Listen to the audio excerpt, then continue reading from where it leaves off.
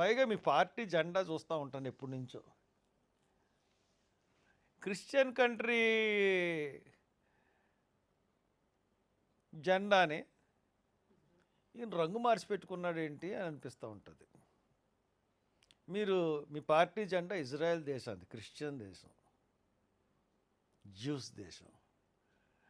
అది ఆ పార్టీ జెండా వాళ్ళది. మీరు దానికి అంత బ్లూగా ఉంటుంది, మీరు ఎరుపు రంగు పెట్టుకున్నారు.